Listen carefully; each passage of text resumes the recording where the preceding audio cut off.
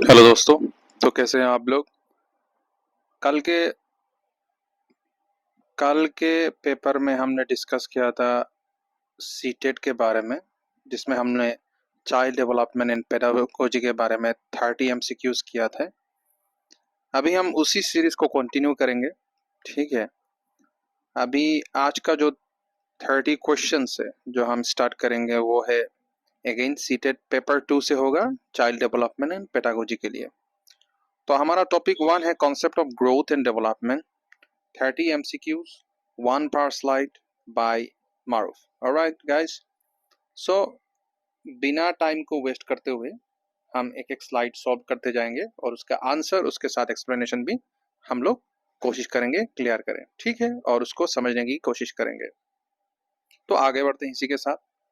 तो हमारा जो मैंने जो ये बनाया, जो पीडीएफ जो मैंने बनाया, अगर आप लोगों को ये पीडीएफ चाहिए तो आप लोग मुझे कमेंट सेक्शन में कमेंट कर सकते हैं, ताकि मैं आप लोगों को इस पीडीएफ को डाउनलोड करने के लिए डायरेक्ट लिंक प्रोवाइड कर दूं, जिससे आप लोग डायरेक्टली इस मतलब कि पीडीएफ को डाउनलोड कर पाएंगे और अपने आप से पढ़ पाएंगे।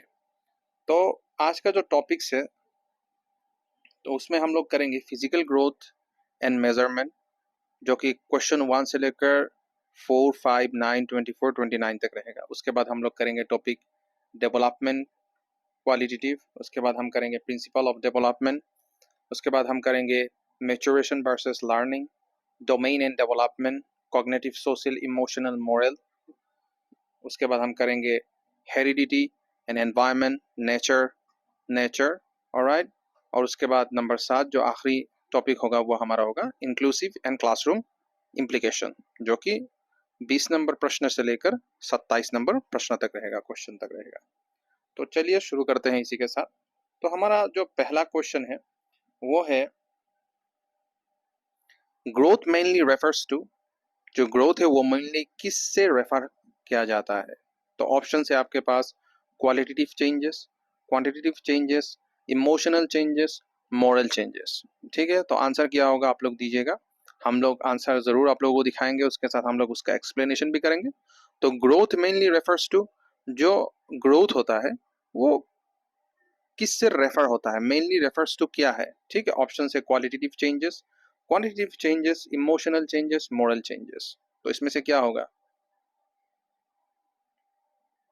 तो ऑब्वियसली इसका आंसर होगा बी, क्वांटिटेटिव चेंजेस। देखिए, लोग बढ़ते हैं उसके साथ उनका क्या होता है, क्वांटिटेटिव चेंजेस भी होता है। क्वालिटेटिव तो एक इंसान जब बड़ा होता है तो उसके साथ वो क्या होता है, उसका क्वांटिटेटिव चेंजेस होता है। पहले उसका हाथ जो है वो छोटा होता है, जैसे जैसे वो बड़ा होता है उसका हाथ बड़ा होना शुरू होता है, पैर भी वो लंबा होना शुरू होता है, मतलब कि उसका फिजिकल अपीयरेंस जो है वो बड़ा होना शुरू होता है। तो एक्सप्लेनेशन क्या है? Growth refer to growth refers to measurable physical increase such as height and weight, यही कह रहा है। तो ग्रोथ का मतलब क्या है कि growth refers to measurable physical increase such as height and weight. ठीक है दोस्तों, let's move on to another slide. तो हमारा दूसरा स्लाइड है, सॉरी आप लोगों ने आंसर देख लिया होगा। Development mainly refers to, development जो है वो मेनली रेफर्स टू किससे? डेवलपमेंट जिसे हम डेवलपमेंट कहते हैं, ग्रोथ जिसे कहते हैं, वो मेनली रेफर्स टू क्या होता है? डेवलपमेंट जो है वो रेफर्स किसके वजह से होता है, बा किसको कहा जाता है? ठीक है, only physical changes, short term changes, qualitative progressive changes, only genetic changes. तो देखिए यूपीएससी में एक चीज होता है कि ओनली जितने भी है, जैसे कि ओनली जितना भी ऑप्शन आता है, only this, only that, only, तो उनको क्या करता है, वो एक्सट्रीम वर्ड होते हैं, ओनली, ऑल ऑफ दिस। ठीक है, इन सब को हमें क्या करना है, एलिमिनेट करना होता है। ठीक है, तो इन सब को हम लोग ध्यान रखते हुए आगे बढ़ेंगे। तो पहला जो है डेवलपमेंट मेनली रेफर्स टू क्या है, ओनली फिजिकल चेंजेस कहा गया, short term changes, qualitative progressive changes और ओनली जेनेटिक चेंजेस। तो आंसर होगा ऑब्वियसली सी, क्वालिटी प्रोग्रेसिव चेंजेस। क्यों? एक्सप्लेनेशन दिया हुआ है कि development include qualitative changes in abilities, behaviour, thinking and emotional over time. Obviously यही है कि डेवलपमेंट खाली हमारा फिजिकल चेंजेस नहीं होता, उसके साथ क्वांटिटेटिव होता है, क्वालिटेटिव भी होता है। किस तरीके से? जिसमें हमारा एबिलिटीज, बिहेवियर, थिंकिंग ये सब क्या होता है, चेंज होता है टाइम टू टाइम। ठीक है, नेक्स्ट प्रश्न की ओर हम बढ़ते हैं आगे। तो नेक्स्ट क्वेश्चन ये रहा, खिपेलोखोदियल प्रिंसिपल। ठीक है, मैं इसे खिपेलोखोदियल कहता हूँ, माजरत चाहता हूँ उसके लिए, लेकिन इसे कोई कोई खिपेलोखोदियल प्रिंसिपल भी कहते हैं। ठीक है, तो मैं cephalocaudal principle indicates development process from, क्या है, feet to head, head to feet, centre to periphery और रैंडम ऑर्डर। तो देखिए, ये प्रश्न जो है वो हम कल भी एक दफा कर चुके हैं, लेकिन फिर से ये प्रश्न हमारे पास आ चुका है। तो मैं देखना चाहता हूँ आप में से कितने लोग कल के क्लास से मुतासिर है और आप लोग कितने लोग इस प्रश्न का उत्तर दे पाएंगे हमें। तो क्वेश्चन है feet to head, head to feet, मतलब कि फीट टू हेड का मतलब सर से लेकर पैर तक, सॉरी मतलब कि पैर से लेकर सर तक, और उसके बाद हेड टू फीट का मतलब क्या है, सर से लेकर पैर तक। सेंटर टू पेरिफेरल, ये दिमाग के बारे में कहा गया है। ठीक है, रैंडम ऑर्डर कहीं से भी शुरू हो सकता है। तो ऑब्वियसली इसका आंसर क्या होगा, हेड टू फीट होगा, ऊपर से नीचे तक। ठीक है, तो आंसर है head to feet, correct answer B. Explanation क्या है, Cheliocaudal means development start from the head region and progress downward to the feet. Alright guys, so let's move on to fourth number slide. तो 4 number में क्या है कि proximodistal principle refer to development from, modistal principle refer to development from क्या, center to periphery, head to toe, specific to general, periphery to center। क्या होगा इसका answer, तो इसका आंसर होगा ए, सेंटर टू पेरिफेरी। तो एक्सप्लेनेशन क्या है, proximodistal means growth and control developed from the body's center outward, shoulder control before finger control। तो proximodistal मीनिंग क्या है कि ग्रोथ होना, डेवलपमेंट होना from the body centre, body के सेंटर से, बीच से आउटवर्ड, बाहर की ओर।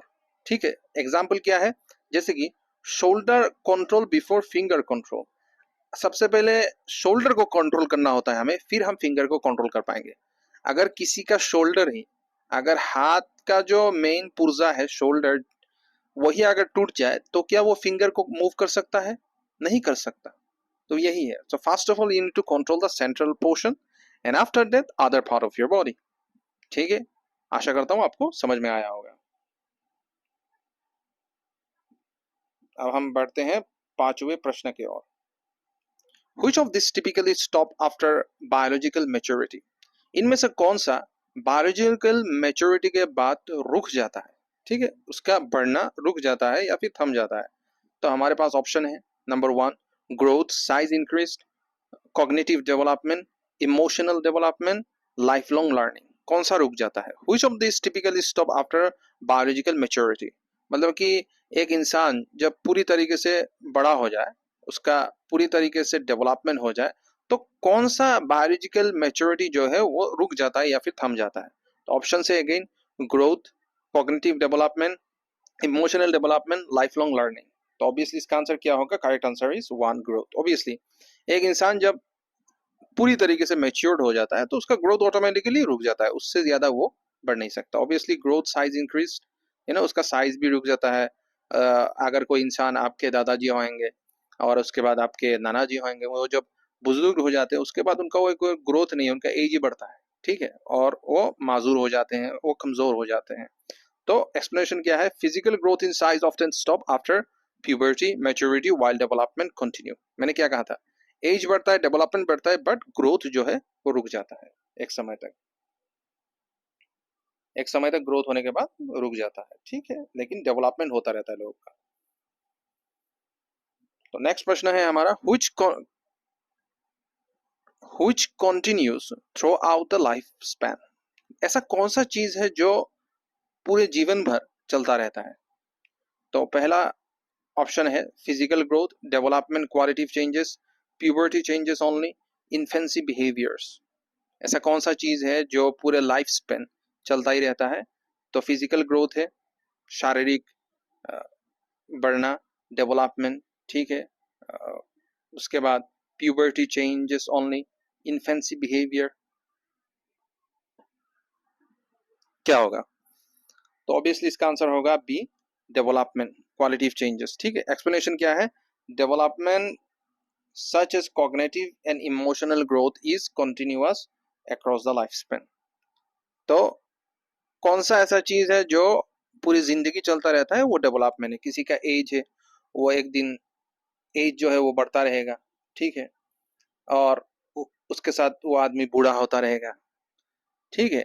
एक दिन जो आपका हाथ का बढ़ना, पैर का बढ़ना, सर का बढ़ना, आपका हाइट, जितने भी चीजें हैं आपके शारीरिक, वो सब एक दिन बढ़ना खत्म हो जाएगा, लेकिन आपका डेवलपमेंट जो है वो हमेशा होता रहेगा। तो मरने तक आपका डेवलपमेंट तो होता रहेगा किसी ना किसी तरीके से। फॉर एग्जाम्पल कोई पढ़ रहा है तो उसका पढ़ाई का कोई अंत नहीं है, ठीक है। जो जितना पढ़ता रहेगा उतना उसको इल्म और ज्ञान मिलता रहेगा। तो यही है, मतलब कि डेवलपमेंट जो है वो कभी खत्म नहीं होता, लेकिन ग्रोथ जो है वो रुक जाता है। तो चलते हैं next. Maturation is best describe as, मतलब कि मैच्योरिटी, जो मैच्योरेशन है, मैच्योरिटी या फिर मैच्योरेशन है, इज बेस्ट डिस्क्राइब्ड एज क्या है? A change due to practice only, purely environmental change, biological unfolding according to genetic plan, random learning, क्या होगा? A change due to practice only, कोई भी तरीके का बदलाव जो मेहनत से बदलती हो, ऐसा, ये ऑप्शन ए है। प्योरली एनवायरमेंटल चेंज, जो हमारे आसपास का जो सराउंडिंग है उसकी वजह से जो चेंजेस होते हैं, जो बदलाव होते हैं। Biological unfolding according to genetic plans, biologically जो आपके माँ बाप से मिला हो उसकी वजह से। अगर रैंडम लर्निंग, किसी भी तरीके से अगर सीखने का अगर हमें मौका मिले उससे, ठीक है। तो क्या हो सकता है? तो ऑब्वियसली आंसर है सी, जो है biological unfolding according to genetic plan. तो क्यों है इसके लिए? तो इसमें एक्सप्लेनेशन दिया है, maturation is the natural biological unfolding of traits and abilities as per genetic time table, ठीक है। तो मैच्योरेशन जो है, आपका जो मैच्योरिटी है वो टाइम टेबल के साथ, जैसे जैसे आप बढ़ते रहोगे वैसे वैसे आपका जो एबिलिटी है बायोलॉजिकल अनफोल्डिंग ट्रेट से, वो मैच्योरिटी आपका भी बदलता रहेगा। एक 14 साल का बच्चे को आप कभी 24 साल के बच्चे के साथ कंपेयर नहीं कर सकते, क्योंकि 14 साल का बच्चा जो है उसको अपने खिलौने से, अपने गेम से, अपने लैपटॉप से, अपने मोबाइल से बहुत ही ज्यादा लगाव होगा। लेकिन एक 24 साल के बच्चे को, उसको ये फोकस होगा कि मुझे करियर में कुछ करना है अभी, क्योंकि अभी मेरी उम्र हो चुकी है। तो ये तो डिफरेंस है। 14 साल को बच्चे को यही फिक्र आएगा कि किस तरह से मैं पास हो जाऊं। 24 साल के बच्चे को ये फिक्र नहीं आएगा, उसको ये फिक्र आएगा कि मुझे किस तरीके से अच्छे नंबर मिले और मैं अच्छी तरीके से एक नौकरी पकड़ पाऊं, ठीक है। तो यही है, तो ये बायोलॉजिकल है, ठीक है। अब हम अपना 8वीं प्रश्न की ओर बढ़ रहे हैं। तो हमारा 8वां प्रश्न है, learn is defined as, obviously learning, sorry, learning is defined as क्या है? सीखना, सीखने को किस तरीके से हम अनुवाद कर सकते हैं या फिर एक्सप्लेन कर सकते हैं, इलेबोरेट कर सकते हैं, ठीक है। तो पहला ऑप्शन है जेनेटिकली प्रोग्राम्ड चेंजेस, ठीक है, relatively permanent change due to experience, change due to against only, sudden maturation event, ठीक है, सडन मैच्योरेशन इवेंट। तो क्या होगा इसका आंसर? इसका आंसर है, करेक्ट आंसर है B, relatively permanent change due to experience.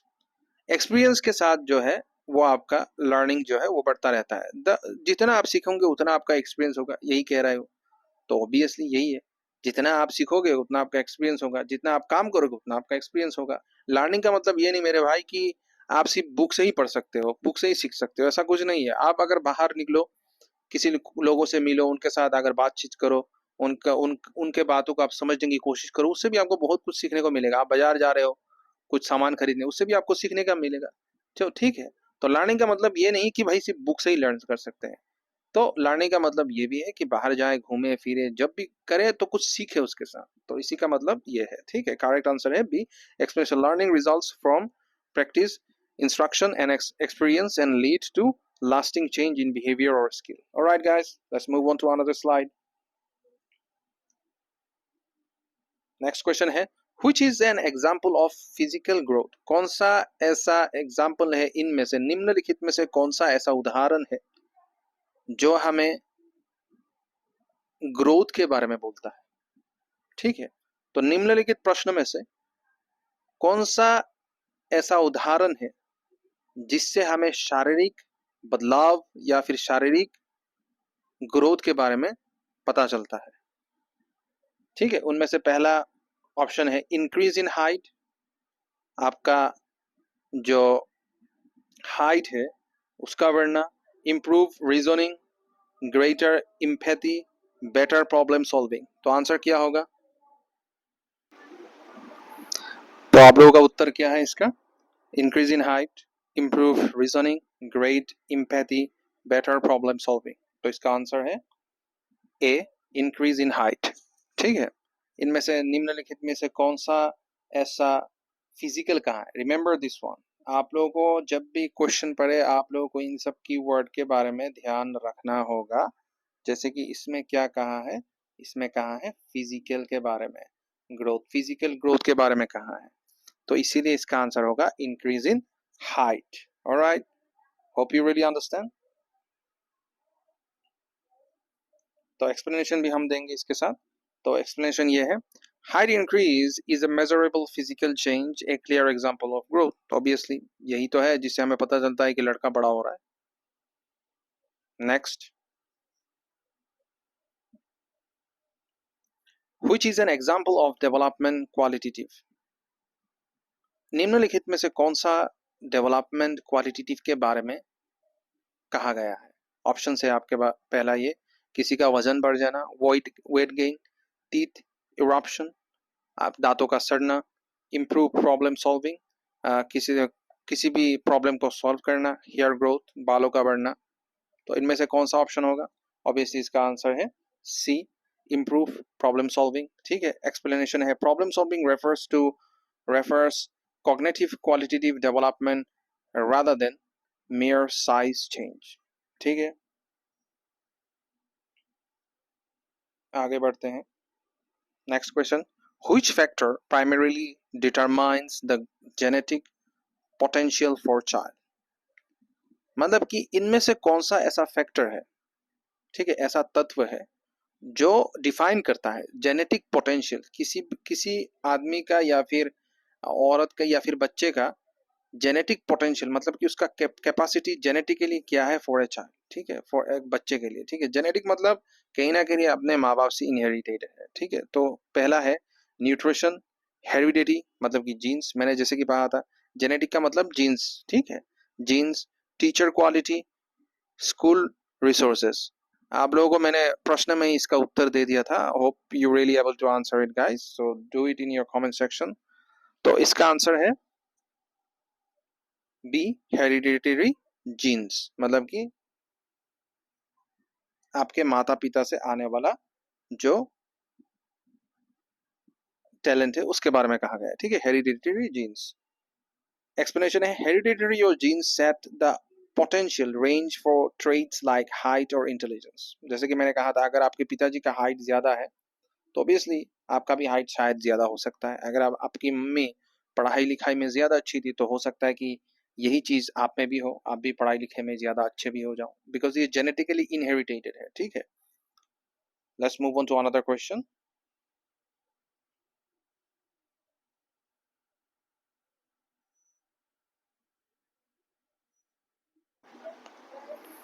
Which factor plays a major role in where a child fall within their genetic potential?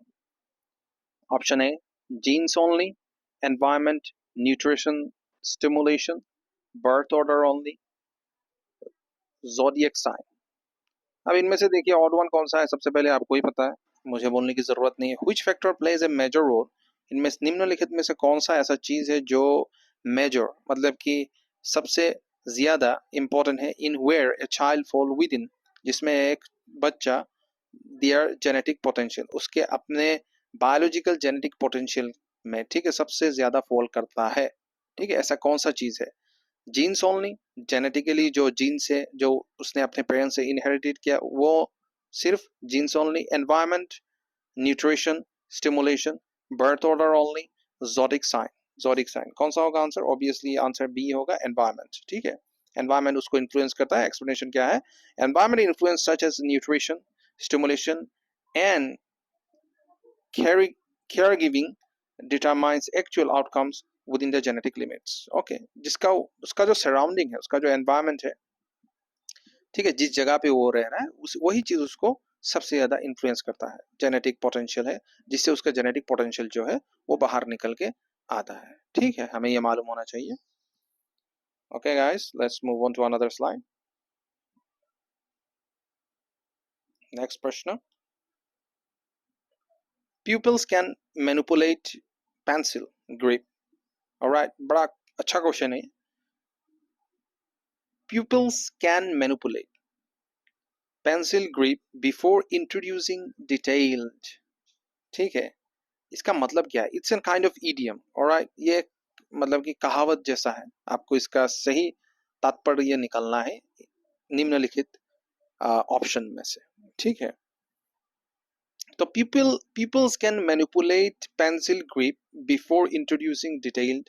ठीक है, इसका ऑप्शन ए है ignoring readiness, considering maturation and readiness, focusing advanced skill too early, using only rote practice। ठीक है, इसका answer क्या होगा? B, considering maturation and readiness। Alright, तो एक्सप्लेनेशन क्या है? within shows, sorry, explanation है waiting shows the teacher recognize maturation, readiness important for effective instruction। अब इसका तात्पर्य यह है कि जब भी कोई छात्र या छात्री स्कूल में पढ़ने आते हैं, सो टीचर को कैसे मालूम होता है उसके मैच्योरिटी के बारे में? ऑब्वियसली टीचर उसमें क्या देखेगा कि ये जो विद्यार्थी है वो कितना तैयार है अपने पढ़ाई को लेके, या फिर उसको जो सवाल पूछते हैं वो कितना समय, कितना जल्दी उस सवाल का उत्तर दे पाता है और कितना जल्दी उस प्रॉब्लम को सॉल्व कर पाता है। इसी से मालूम चलता है कि वो बच्चा कितना मैच्योर है। ठीक है, यही बात है। Let's move on to another slide. Which pair correctly matches the principles? इनमें से कौन सा पेयर करेक्टली मैच कर रहा है इनमें से प्रिंसिपल्स को? मतलब ये थ्योरी दिए हैं, इनके प्रिंसिपल्स क्या है, इसको आपको मैच करना है। ठीक है, सबसे पहले सिफेलोकॉडियल फीट टू हेड, ये हमने पढ़ा था। फीट टू हेड तो होगा नहीं, इसका मतलब है हेड टू फीट, सर से लेकर पैर तक। प्रॉक्सिम मोरिस्टल, मोरिस्टल क्या है? Center to periphery. General to specific, इसका क्या है? Precise before broad, broad. Random development, predictable order, कौन सा होगा? पहला वाला तो गलत है। अब बी सी डी में से आप लोग बताइए, कमेंट सेक्शन में बता दीजिएगा। ठीक है, तो इसका आंसर होगा बी, प्रॉक्सिमोडिस्टल का सही उत्तर है। प्रॉक्सिमोडल का मतलब है सेंटर टू पेरिफेरी। ठीक है, एक्सप्लेनेशन है proximately is correctly match generally to specific actually means broad response refine into specific skill। Alright guys, let's move on to another slide। 15 में आ चुके हैं हम। Which domain deals primarily with moral reasoning and values? इनमें से कौन सा निम्नलिखित कौन सा जो है वो प्राइमरीली डील करता है मॉरल रीजनिंग एंड वैल्यूज के साथ? ठीक है, तो देखिए इनमें से बहुत सारे जो वर्ड है इंग्लिश के उनको मैं हिंदी में अनुवाद आप लोगों के लिए कर नहीं सकता, because I am not that much capable of doing, because I mostly done my study in English, so that's why, but I am trying my level best to give you the best out of it. मैं आप लोगों को कोशिश कर रहा हूँ कि आप लोगों को समझा पाऊँ जिस तरीके से मैं खुद भी समझ जाऊँ और मेरे लिए भी भला हो जाए और आप लोगों के लिए भला हो जाए। ठीक है, क्योंकि एग्जाम आने वाला है और हम लोगों को एग्जाम में किसी भी हालत में पीछे नहीं रहना। तो ठीक है, without further wasting any more time, let's start। Which domain deals primarily with moral reasoning and values? इनमें से कौन सा ऐसा मतलब कि ऑप्शन है, मतलब कि निम्नलिखित में से कौन सा ऐसा तत्व है जो हमें ये बताता है कि मॉरल, रीजनिंग एंड वैल्यूज के बारे में। तो ऑप्शन 1 है फिजिकल, कॉग्निटिव, सोशल, मॉरल। तो आंसर ऑब्वियसली क्या होगा? डी होगा। Explanation, moral domain involves judgement और right and wrong, value and justice. Obviously moral के बारे में बोला तो मॉरल वैल्यूज ही होगा। अगर किसी के अंदर मॉरल वैल्यूज है तो वो आदमी क्या सही है, क्या गलत है, क्या राइट है, क्या रॉन्ग है, उन सब के बारे में उसको मालूमात होगा और वो जस्टिफाई कर पाएगा, टू बी ऑनेस्ट।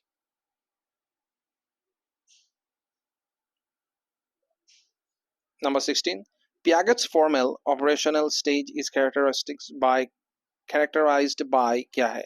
Piaget जो है वो एक थियोरिस्ट है, at the same time philosopher है। तो उन्होंने क्या कहा? Operational stage is characterized by क्या है? ठीक है, sensory motor exploration, pre operational symbolic play, abstract and hypothetical reasoning, reflex action. तो इन्होंने कहा था abstract and hypothetical reasoning. Alright, so explanation क्या है? Formal operational thought approx from 11 to 11 से 12 साल के बच्चे जितने हैं ईयर्स के बच्चे हैं, enables abstract hypothetical reasoning. Alright guys, let's move on to another slide. 17, Vygotsky, ये भी एक फिलोसोफर है। Emphasize the role of, Vygotsky ने कौन सा इम्फेसाइज द रोल ऑफ, उन्होंने कौन सा थियोरी दी? बड़ा सा मतलब यही है, ठीक है। निम्नलिखित में से कौन सा ऐसा थियोरी है जो वाइगोत्स्की ने कहा था, या फिर ऐसा कौन सा टर्म है जो वाइगोत्स्की ने कहा था, इम्फेसाइज किया था? तो पहला ऑप्शन है मैच्योरेशन एलोन, ठीक है, maturation alone, individual discovery only, social interaction and language, genetic coding. इसका आंसर क्या होगा? ऑब्वियसली सी है, सोशल इंटरेक्शन एंड लैंग्वेज है, सोशल इंटरेक्शन एंड लैंग्वेज है। एक्सप्लेनेशन क्या है? Vygotsky highlighted the socio cultural influence learning occur through social interaction and mediated by languages। तो Vygotsky ने क्या कहा था कि सोशल कल्चरल इन्फ्लुएंस, जो सोसाइटी है और कल्चरल जो इन्फ्लुएंस है वो बच्चों में क्या करता है? सीखने की जागरूकता को बढ़ाता है। Learning occurs through social interaction and mediated by languages, और लैंग्वेज वेरिएशन में, ठीक है। अगर कोई बंगाली लड़का है, उसको अगर हम मतलब कि जो बांग्ला भाषा बोलता है, उसको अगर हम नॉर्थ में कहीं ले जाए हिंदी भाषा वालों के बीच में, तो उसका जो कल्चरल इफेक्ट होगा, उसका जो मेंटली चेंज होगा, वो खाली मतलब कि कल्चरली नहीं होगा, लैंग्वेज के लिए लैंग्वेज भी एक इन्फ्लुएंस होगा, ठीक है। लैंग्वेज के साथ वो कोशिश करेगा कि किस तरीके से उस सोसाइटी के साथ कोप्ट हो जाए, तो वो सीखेगा। तो लैंग्वेज एक बड़ा इन्फ्लुएंस करता है लोगों को सीखने में। दूसरा जो है वो क्या है? Cultural changes. Alright, hope you really understand.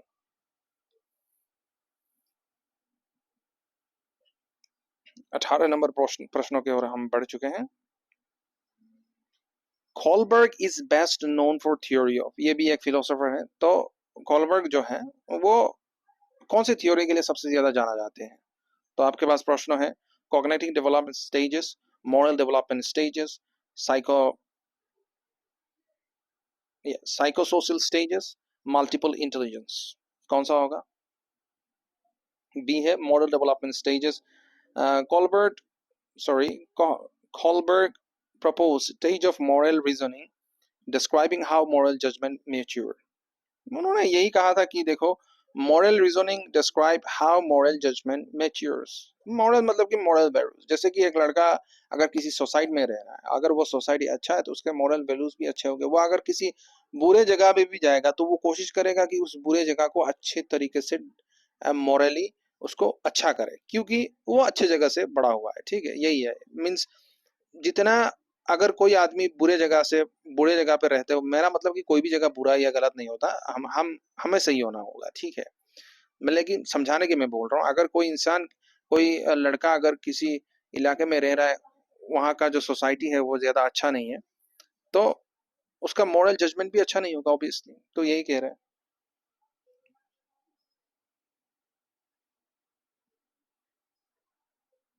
Ericsson stage most relevant to adolescence is, तो ये भी एक वही है, मतलब कि एक फिलोसोफर है जिन्होंने रिलेवेंट एडोलेसेंस स्टेजेस के बारे में बताया था हमें।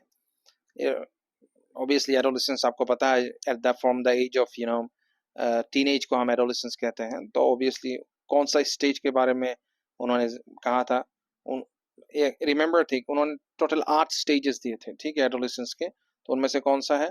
Truth versus mistruth, autonomy versus shame, identity versus role confusion, intimacy versus isolation. तो यही है, आइडेंटिटी वर्सेस रोल कंफ्यूजन है। Option number C is the correct answer. Explanation क्या है? Adolescence is the time for identity formation in Erikson theory. Obviously जब कोई बच्चा teenage हो जाता है तो उसको आइडेंटिफिकेशन मालूम करने के लिए बड़ा तकलीफ होता है, मतलब ये बहुत कष्ट है कि वो किसी तरीके से अपना आइडेंटिटी वो मालूमात करे इस सोसाइटी में। बिकॉज देखिए, जब एक 14 साल का बच्चा क्या ही कर सकता है, ठीक है, पढ़ने के सिवा, तो उसको अपना आइडेंटिटी मालूमात कैसे होगा? तो वो कंफ्यूज में हो जाता है कि मुझे क्या बनना है, कहाँ जाना है, किस तरीके से चलना है, क्या करना है लाइफ में। तो वो अपने आप को खोजता रहता है सोसाइटी में कि मैं क्या बनना चाहता हूँ, मैं क्या करना चाहता हूँ। तो यही टाइम है जब वो लोग डेवलपमेंट के और बढ़ते हैं। और मुझे लगता है कि इसी एज में हम सबको मतलब कि वो एम्बिशन आए थे कि मैं डॉक्टर बनूंगा, मैं इंजीनियर बनूंगा, मैं टीचर बनूंगा, मैं आईएएस अफसर बनूंगा। यही इसी इसी इसी टाइम पे आया था। तो ये it's very confusing at the time. उस टाइम पे बहुत कंफ्यूजन होता है आइडेंटिटी को लेकर, और रोल कंफ्यूजन होता है, मुझे क्या करना है और इस सोसाइटी में कौन सा रोल निभाना है।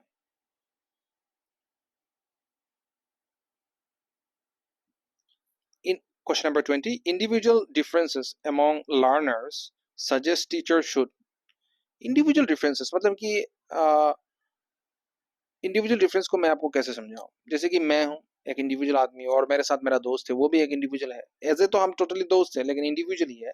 तो हमारा थॉट और व्यूज जो है वो कभी मैच नहीं हो सकते। तो उस चीज को बोला difference among the learners suggest the teacher should. तो इस चीज को लेकर समझ लीजिए कि आप एक टीचर हो और आपके साथ और एक टीचर है।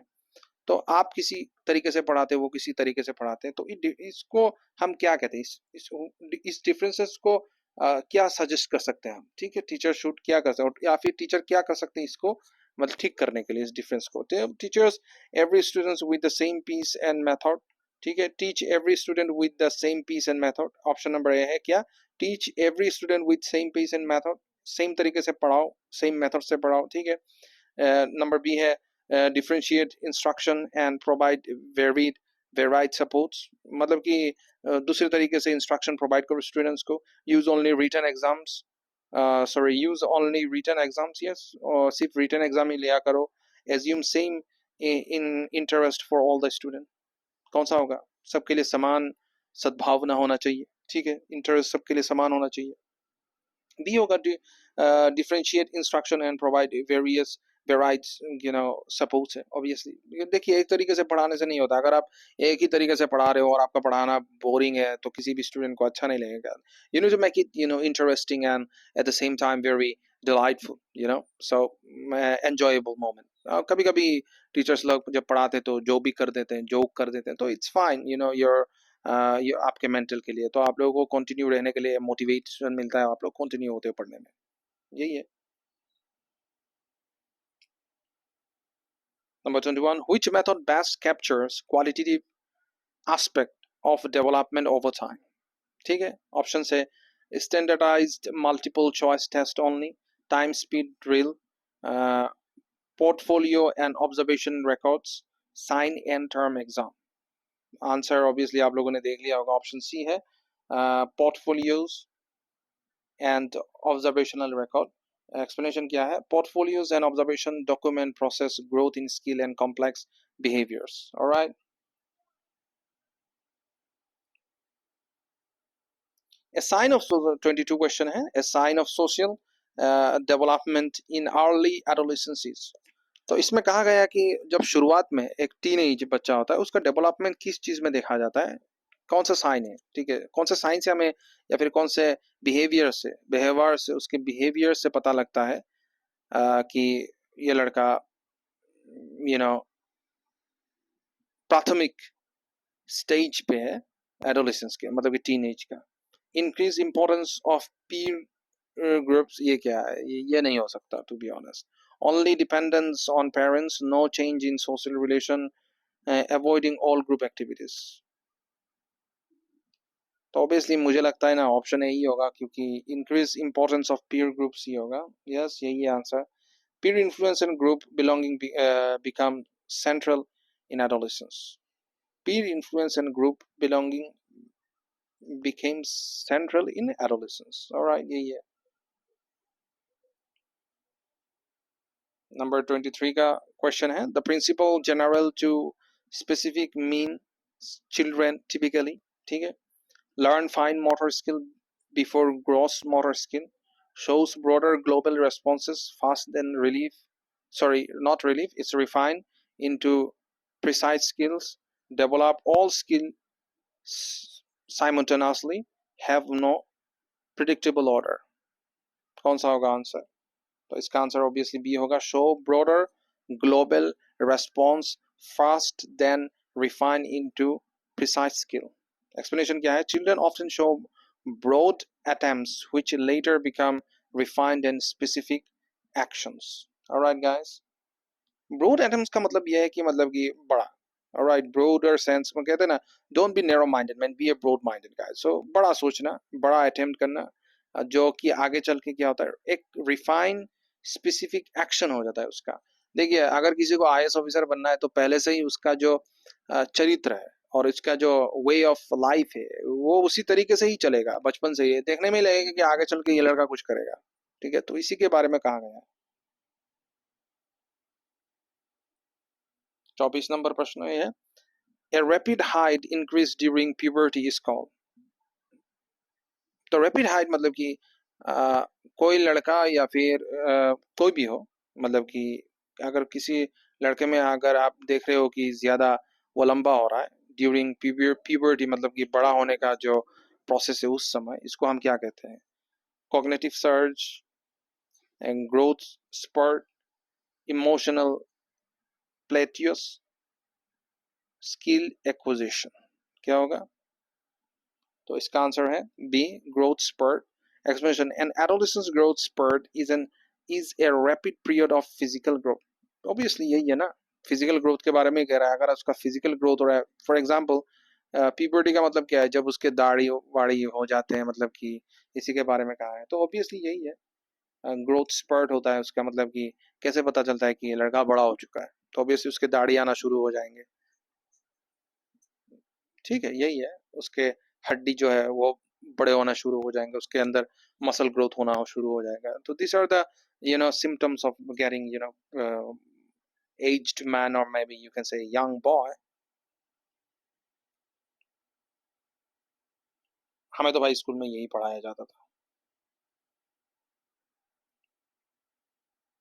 which is 25 क्वेश्चन है guys, which is least likely to be changed directly by the environment। ऐसा कौन सा चीज है जो environment के वजह से चेंज नहीं होता, लीस्ट है, ठीक है, आखिर में चेंज नहीं होता डायरेक्टली बाय द एनवायरमेंट, और यू कह सकते हैं एनवायरमेंट उसको इन्फ्लुएंस नहीं करता चेंज होने के लिए, नहीं कर सकता या फिर करता। तो heredity, genetic code, nutrition and stimulation, quality of schooling, parenting style. कौन सा है? ऑब्वियसली इसका आंसर सही है, हेरिडिटी, जेनेटिक कोड। एनवायरमेंट कभी भी आपका जेनेटिकली चेंज नहीं कर सकता, बिकॉज इट इनहेरिट, ये आपके माता पिता से और आपके जो परदादा दादा हैं उनसे ही आपके अंदर आते हैं। तो it can not be change because of the environment. Alright, तो यही का एक्सप्लेनेशन, यही genetic makeup is inherited and not directly altered by environment, through expression can be influenced। All right,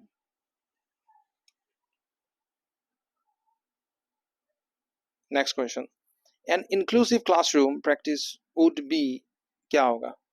classroom activity inclusive, मतलब कि inclusive classroom activity would be active, sorry, classroom practice would be, sorry, an inclusive classroom practice would be, क्या होगा? Give identical tasks to all students without support, segregate student by ability only, offer, segregate मतलब कि separate करना, offer differentiate tasks and appropriate scaffolds, ignore language differences। तो obviously इसका answer क्या होगा? explanation C है, offer differential tasks and appropriate scaffold। हर किसी को अगर डिफरेंट तरीके का टास्क दे दिया जाएगा क्लासरूम के अंदर, तो उसी से हमें पता चल जाएगा कि प्रैक्टिस वुड बी, मतलब कि इंक्लूसिव एक्टिविटी से कहते हैं, जिसे हम सीसी कहते हैं। ठीक है, करिकुलम एक्टिविटी। तो एक्सप्लेनेशन है inclusive practice adopt task and provide support to all the learner can access learning. Let's move to 27. Sorry. Translanguaging in a multilingual classroom helped by forcing use of only one language, stopping students from using home language, allowing use of multiple language to support learning, replacing subject content. क्या होगा इसका answer? Obviously इसका answer होगा C. Explanation. Translanguaging lets students draw on all their linguistic resources to understand and express idea. Alright.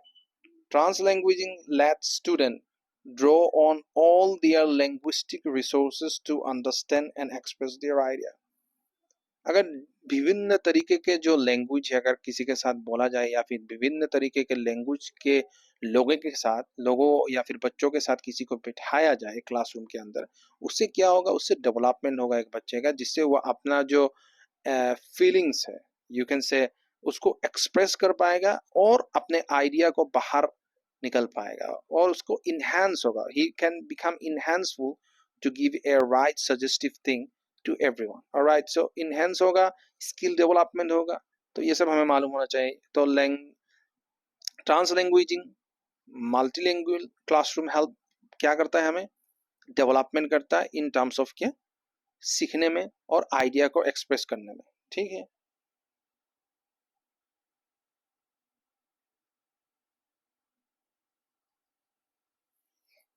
So readiness for learning is primarily linked to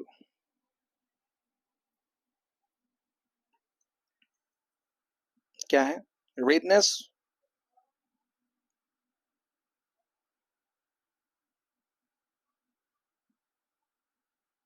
for learning is primarily linked to क्या है?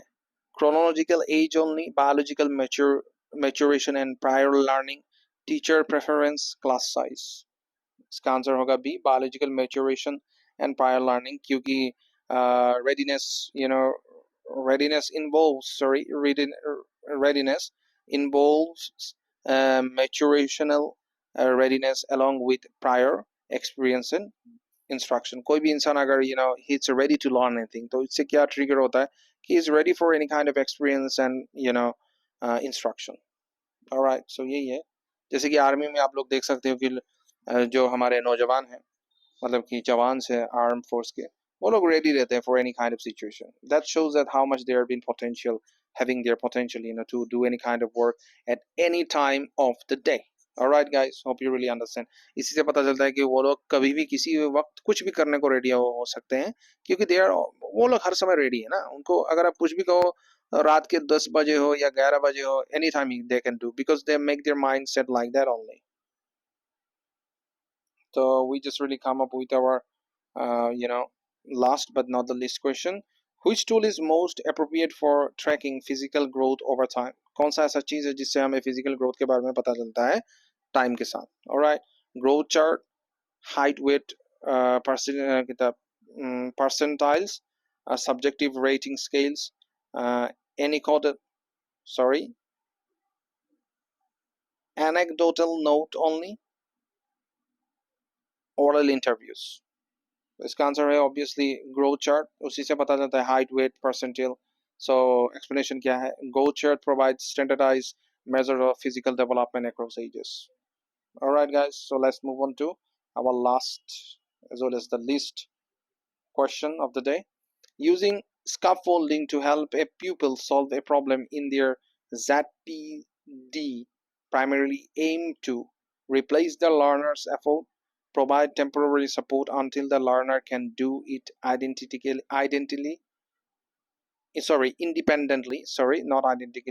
independently, test innate ability only, punish errors. कौन सा होगा?